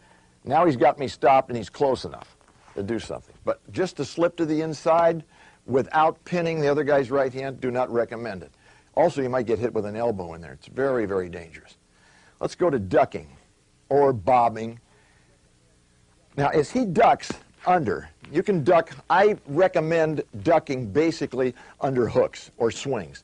So if I throw a swing and he ducks, boom, now he's in pretty good position. Don't raise up so quick. Here comes a right swing. He's underneath, stay down there, and he's now in a position to counter whatever's open. The liver, the head, whatever he wants to do, he can throw a two-punch combination. Now, if I throw a left swing, he can duck and, or bob as they used to call it, and weave on the other side. Here, now he's in position to make the move. That's why I said earlier, do not lead with hooks. This is what can happen to you if you do. So I'm out here like this, and I throw a hook, I'm in trouble. Or I throw a right swing, and I'm in trouble. It's just a question of dropping down, ducking, and then moving, shifting your weight ever so slightly. Let's show that, Dean. Just going under. Watch how he shifts his weight. Shift. Yeah, shift over to the side. Yeah, that's it. Watch the feet here. Now he comes in, he's underneath, and shifting back so that's it. You've seen a lot of trainers do this. They hold a rope up in some gyms or, whatever they can to get people to do that maneuver. But that's called ducking or bobbing and weaving. Another real good defensive maneuver. But this, once again, takes a little skill, the crouch. Now, if you go into a crouch, Jim Jeffries, old-timers used to do this. In recent history, James Toney was very good at it. Made him very hard to hit because you can pull away from this position. You're forcing a guy to punch down at you, but if he misses, you're in a real good position to counter. Now, now get down a crouch, a little more of a crouch. Now, it looks like I'm going to be able to do something here, punch down at the guy, but if he pulls back just a little bit, I'm in a lot of trouble. Now, if I try to swing at him like this, he's going to go right underneath it. Boom. Now, if I try to jab or bring him up, all he does is move back, or he'll just block it with his right hand. Bam, if I try to do this and try to bring him up. So this is not a bad thing to practice. It takes a little skill, takes a little work, but the crouch is very good. The main thing that you want to remember in the crouch is get down low, once again, head equidistant between the 2 feet, but keep this right hand in position to where you can cover, I can still block, I can still cover, I can still cross block, and anything that punches down, I can just pull back. It's only going to take that much for me to pull back. A very, very good maneuver against guys who are taller than you who like to punch down, because punching down is a dangerous pastime. I don't recommend it. And if you're on the other end, on the crouch, you've got a chance down in here to pull back and make a lot of things happen. A lot of combinations you can use off of that. Now, we go to the next plan, which is we're going to go to body punches now. We're going to see if we can get into the body. How do we get into the body? I'll show you right now. You're coming around here, we jab, jab.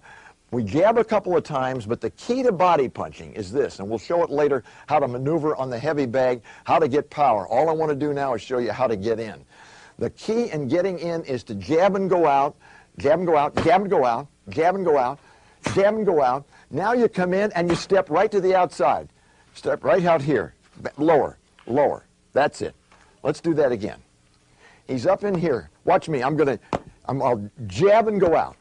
Jab and go out. Now he thinks I'm going to jab again, but I'm going to drop. Step, drop, cover. Watch this. Step, drop, cover. Go out twice after jabs. Jabbing out, all right? Jabbing out.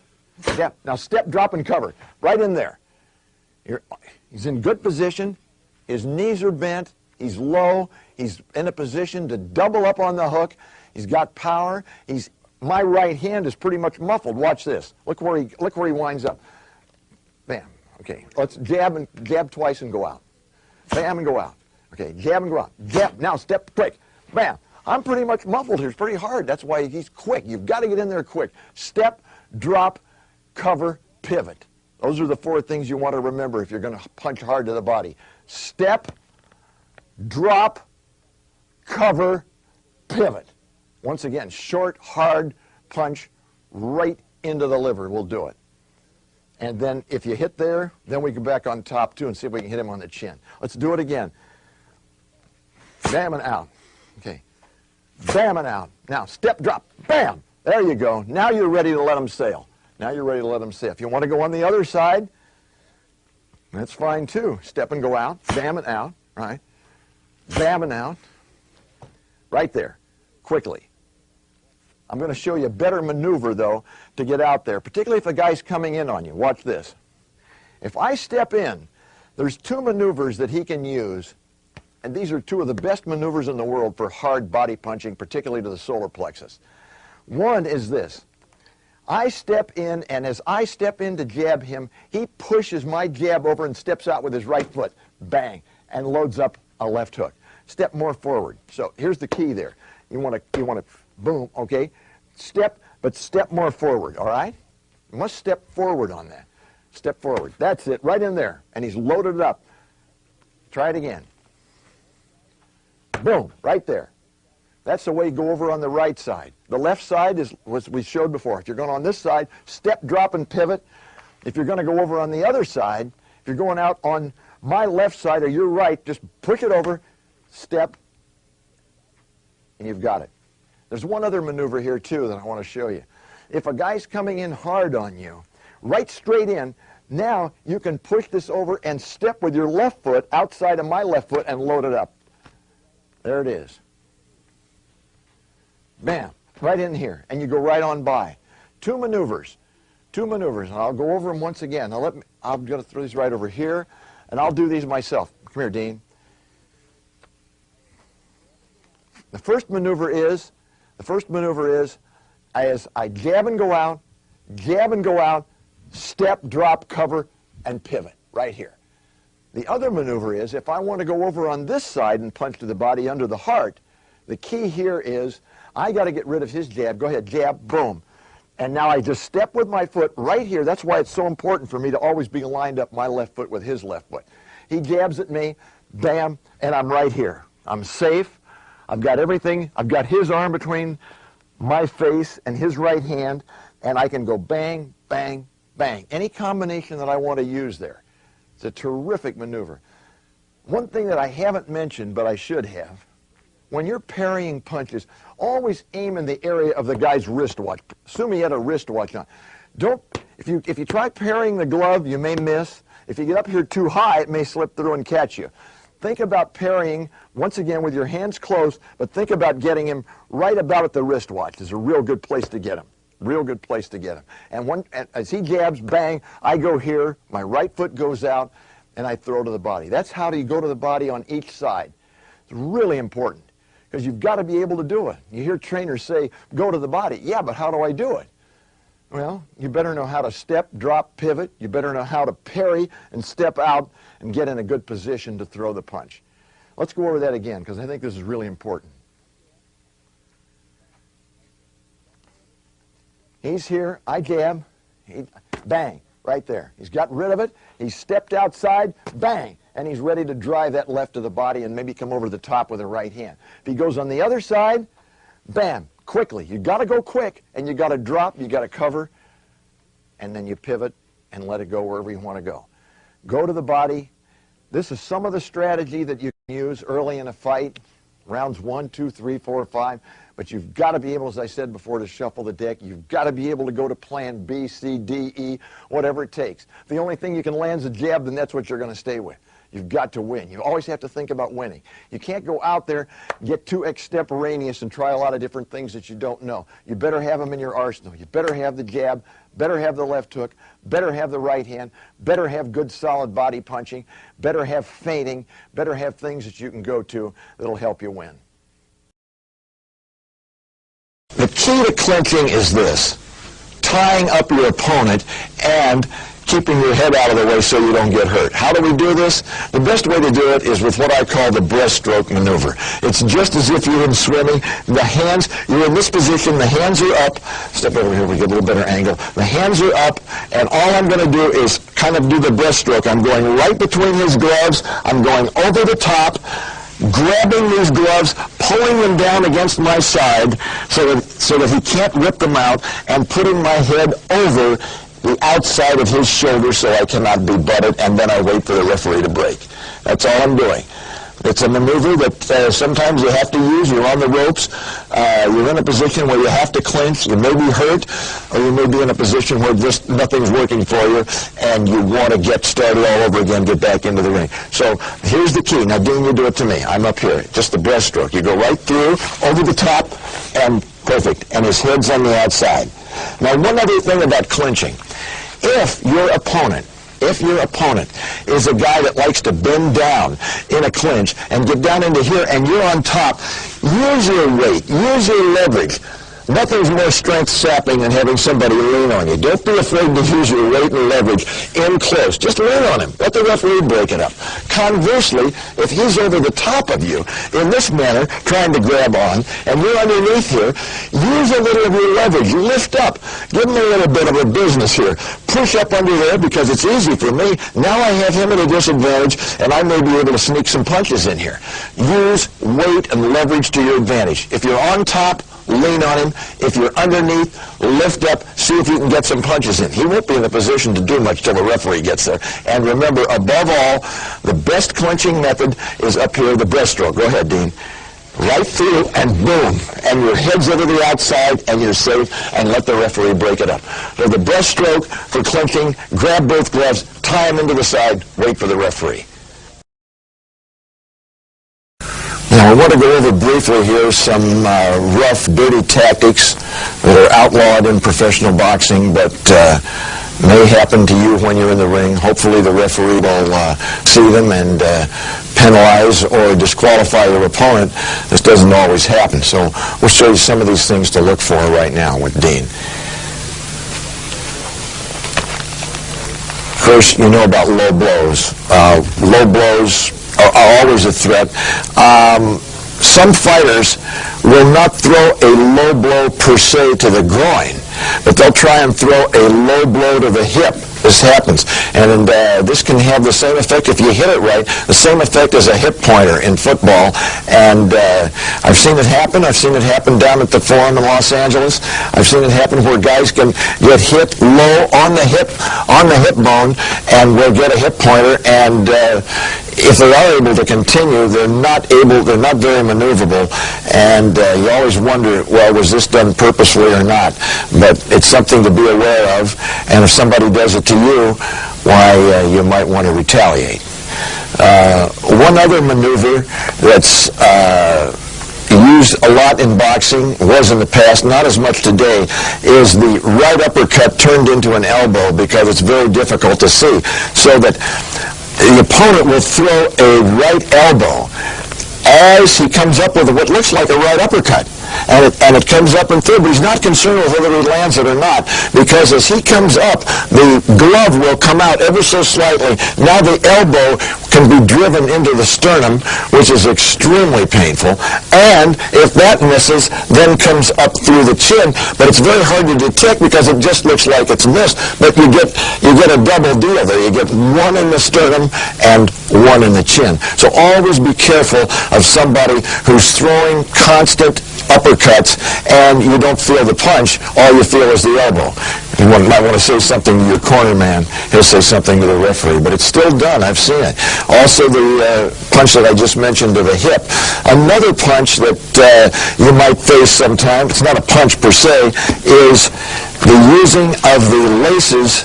This is very difficult nowadays because they cover the gloves with tape, or the gloves are thumbless, and in some instances, still in boxing, they will use the wraparound, as this is, the Velcro, and it doesn't actually work like a lace, but it's still painful if it's used. The other thing, too, that you always have to be careful of is that the inside of the glove is very hard. It's not padded. And that can be used on the ear. This comes by here. It looks like a hook, but you don't turn the glove over, and you hit the ear, can break an eardrum, can cause an ear to swell immediately. Very, very, very difficult punch to detect whether the man is trying to throw a punch or whether he's trying to injure you with the inside of the glove. Another trick that is used sometimes is to aim a punch at the inside of your opponent's, it could happen to you, at the inside of the opponent's arm. This area in here, very sensitive to a punch on the inside of the arm and can really be debilitating, sometimes maybe making it difficult for you to even use that arm afterwards. But if he has his arm out, Dean has his arm out like this, and I just come right in here like this, I don't even try. I'm not even trying. I'm just trying to hit him right in here in the soft part of the bicep. And if you hit that right in there, particularly with the thumb area, if I hit that with the thumb and get it in there, that can also render a man not totally useless, but put him into a position where he has a lot of trouble using that arm. Another thing is, we touched on clinching briefly, but you always have to be careful in a clinch of somebody getting the head underneath you and lifting up into your chin. Also, be careful of an opponent who's smaller than you or shorter than you who likes to dive in with his head. You've got to be careful. Like if Dean starts to dive in with his head, this happens all the time. You've got to be very careful. That's why you want to be able to stay at long range against a guy that's diving in with his head. You've got to be able to get out of the way. Of course, you could meet him with uppercuts. Well, hey, if you miss, you could be in a lot of trouble. The thumb to the eye, that's is not as common nowadays because the thumbless glove has kind of eliminated that as a problem. But those are just some of the areas where you can get into trouble with heads, elbows, these different kinds of maneuvers, and you want to be aware of them yourself. And if it's happening to you, you're left with either complaining to the referee, letting your corner complain about it, or retaliating in some measure yourself. Sometimes that's the best way to handle it is, he fouls you, you foul him. It's a tough sport. One more thing that you always want to be careful of in a clinch is your opponent getting you in kind of an arm bar almost. Step in, Dean, where you get him like this, and in this position now, and start wheeling him around, and the elbow can give. This happened to Gabriel Wells in a fight up in Las Vegas a few years ago. His elbow was dislocated, and his career really was never quite the same after that, even though he came back to win a world's title. But he never was as effective after that. Same thing happened in the Holyfield-Tyson fight. Tyson had Holyfield in a similar situation. Step back in here, Dean. But if you get into that kind of a position, you want to jerk your... Here's the thing. When the glove is like this, you've got a chance to pull it out. That's why if anybody gets you into a clinch like that, immediately roll your glove over with the thumb up. Roll your glove over with the thumb, because now you have a chance to pull it out. Pull. You got a chance. If, however, you keep the thumb over in this fashion with the palm down, now you'll never be able to pull it out. So you want to immediately turn the thumb up. Now you have a chance to pull it out. Remember that. You want to get out of a clinch. You're not happy with the way it looks in there. Turn the thumb up. You now have a chance to pull it out. Keep the thumb over here. It'll catch against your back. You won't be able to get it out. But think about think about being in a clinch, and if you're in this clinch now, and a guy gets your arm like this. Now you roll over my arm. Yeah, you roll over my arm like this. Remember, it's going to be difficult for me to get out, but I'll never get out unless I turn the gloves up.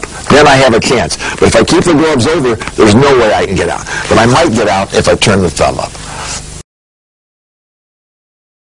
Using the heavy bag, we're going to use a little bit of a different routine this time with the bag, using more straight punches.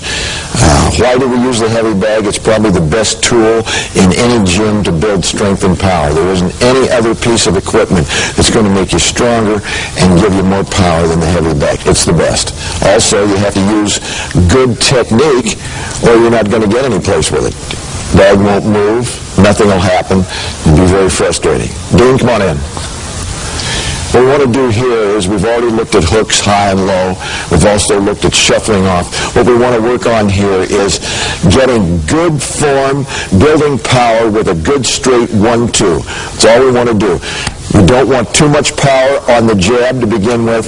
What we want is to get real good form, everything turning in, so as you hit the bag, you feel this power coming all the way through and that you've got everything behind it. It isn't how hard you punch at this bag, it's how coordinated your body is when the punch arrives. That's the only thing that makes any difference.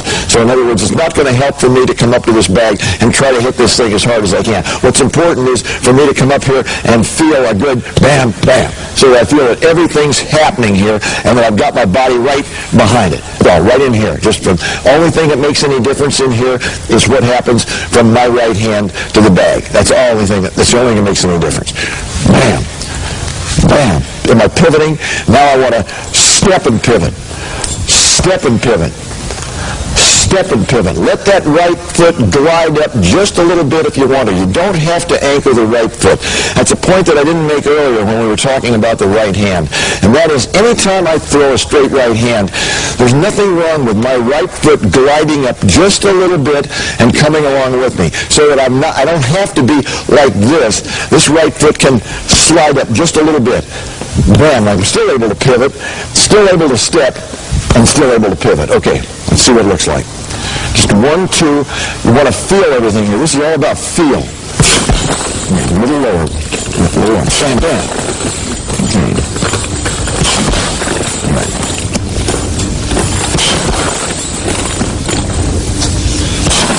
Okay, let that right foot slide up just a little bit so we can see that.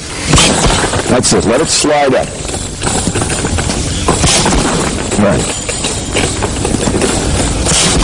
That's it. Don't get too far out there. Keep your head in a little more. That's it. All right. Very good. Right. Good form. Okay, now let's just use it, just turning your right hand into the bag. Not worrying about the left hand, not worrying about how much power you get on it, worrying about a good shoulder turn, a good hip turn, and good pivot with the right toe. All right, just turn and let it go. Bam, that's it. Turn. Bam, good. Good. Turn. Bam, good. Good. Ooh, that's good. Good solid punch. Good, good. Okay. Now, only thing we're going to add to this now is we're going to make believe that we've already thrown a jab. That's not important. The important thing here is getting this kind of a look. You're right in here, right hand, left to the body. Right hand, left to the body. That's all. Pivot on both. Just want to get a good feel. We'll also do that out of a southpaw stance too, just to build power on both sides. All right. Not too hard now. The important thing is just a good feel. Turn, bam, bam. Good. Bam, bam. Good. Bam, bam. Good. Bam, bam. Good. Bam, bam. Good. All right, now, if we're going to do this on the other side, we'll go into a southpaw stance or a left shift. Move them right over here just to build power. Who knows if we would ever need this? You never know. It might be coming out of a clinch sometime. You might be in a left shift. You want to fire right away. So all he's going to do is he's going to throw. We're going to lead with a straight left hand now. This is good for southpaws too. Lead straight left hand, right hook. Straight left, right hook. That's all. You got it? Right. Just nice turn. Bam, bam. Good. Bam, good. Bam, bam. Good.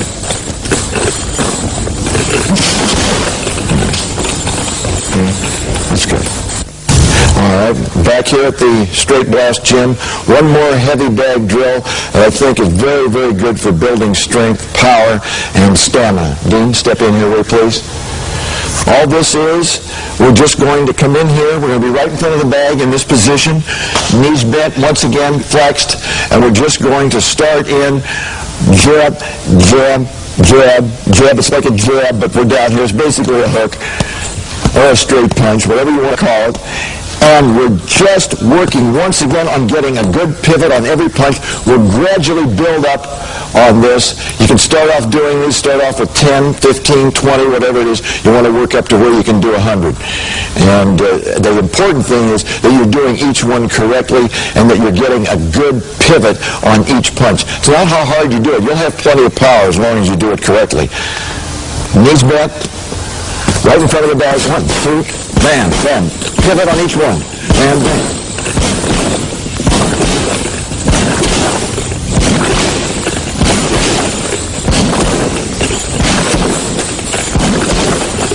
Okay. Now, this time, we want to show it with the elbows in a little closer. Not quite that much of a hook. More of a straight punch right in here and bring it up just a little higher. Okay? Here, here, here, here. All right? Straight punches now. Bam, bam, bam, bam, bam, bam. Boom, boom, boom, boom, bam. Boom, boom, boom, boom, bam. Boom, boom, boom, boom, boom. Good. Okay. Important thing to remember here is you want to build up stamina so that you can do 100 of these in a row. For most of the guys, it's not going to be too difficult. You'll get to where you can do that pretty fast, pretty quickly, but you want to make sure that you do it correctly. Always remembering, once again, good positioning, knees bent. Just keep going. Some of you will go further than that. But you've got to build stamina, you've got to build power. This is the best way to do it.